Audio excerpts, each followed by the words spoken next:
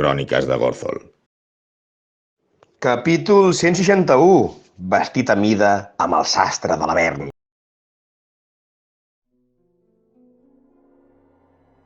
Estem a la sala fosca de la piscina, només il·luminada pels nostres objectes màgics. Hi ha dues portes, una per on estan les petjades de l'home amb el cap de roc que hem vist passar. L'altra, tancada i misteriosa. La piscina és tranquil·la, no sembla un perill per nosaltres. Seguim per la porta de les petjades, Bratac el primer, i sentim un crit de Liara. Lulu, m'he metido, mano! I fem, entre tots, que Lulu torni amb el coronel, bondadós, aguantant i suportant les seves carícies eternes. Arribem a la següent sala, molt gran, silenciosa, i amb les parets recobertes d'un líquid groc. Hi ha formacions de pedres piramidals en una tela. Investigant, veiem que són restes d'una túnica lila desgastada, amb ossos humans. Són tombes de varis cadàvers, i de sobte sentim passes de nou. Alistair, el metabar suís, i el coronel, Gero, s'amaguen a l'habitació. Mentrestant, els altres surten per la següent sala, entrant amb la presència de l'home amb el cap de roc, que comença a refer la piràmide de cadàvers i roques. Els altres companys entren a una sala amb un fossar on hi ha cavitats en uns barrots. D'ells surten unes mans de dona que els agafen. Baixem cap allà a veure què hi ha. No és del tot una dona, és mig dona i mig home, amb un pollastre las com a cap.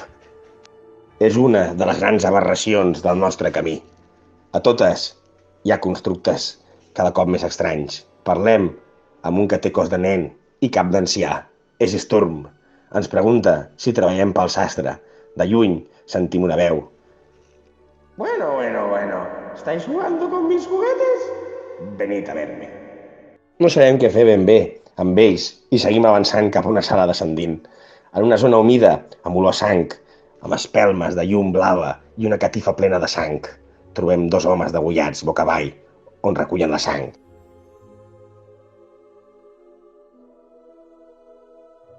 Sembla el pot que portem. Hi ha unes pocions que identifiquem en una taula amb material quirúrgic i també hi ha llibres de moda i patronatge. Aixequem la catifa i trobem una trampilla circular de fusta. L'obrim i resulta que és un pou fosc que baixa desenes de metres i no veiem res. Tirem el llibre per saber la fundària. Calculem que té uns 30-40 metres i sentim unes veus als nostres cap. I per les parets surten cadàvers. Tirem un altre llibre, aquest cop amb una llum, i veiem que arriba al terra, on hi ha uns barrots metàl·lics d'on surten unes mans que ens demanen ajuda. Gothel, l'hem terrible, crea una politja perfecta per passar pel centre del pou i evitar els cadàvers.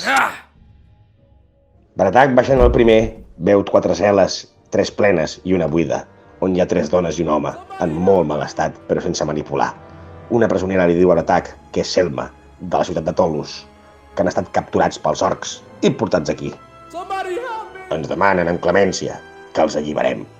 Bratac entra a la cel·la buida i veu que no és una cel·la, que hi ha un túnel, i seguidament es tanca la porta darrere seu. El paladí Eisenhorn baixa i veu la porta tancada i els presoners li demanen llibertat. Bratac segueix en el túnel fosc i arriba a una habitació amb més llum i una respiració. El bàrbar entra a la sala veient una criatura deforme feta amb parts de cossos. Custodiant-la hi ha 6 homes, 3 a cada banda de la criatura. «Quiero tus brazos», digué la criatura molt cansada. És el sastre. I Bratac és rodejat de súbit de les criatures guardianes. Es sent una porta metàl·lica per darrere, per on tot el grup arriba. Bratac carrega contra la criatura, però és apressat pels seus enemics amb el cap de pedra. Li posen un mocador a la boca amb un somnífer, però no l'afecta. No obstant, li cau una pallissa de 1000 limonis. Eisenhorn entra a la sala i escolta el sastre. «Detente o nunca saldréis d'aquí». Bratac, però, s'allibera. El sastre repeteix.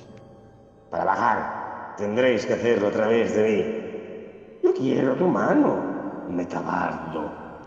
Alistair, però, no es deixa convèncer gens, mirant la mà en possessió demoníaca.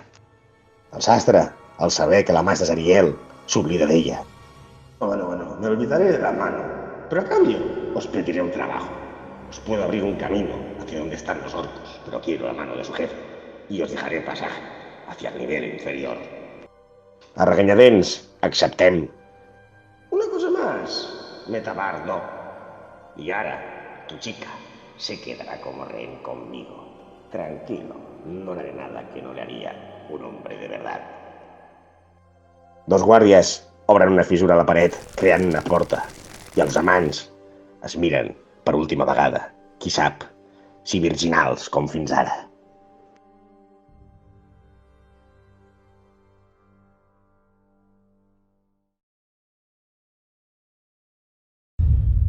Continuarà.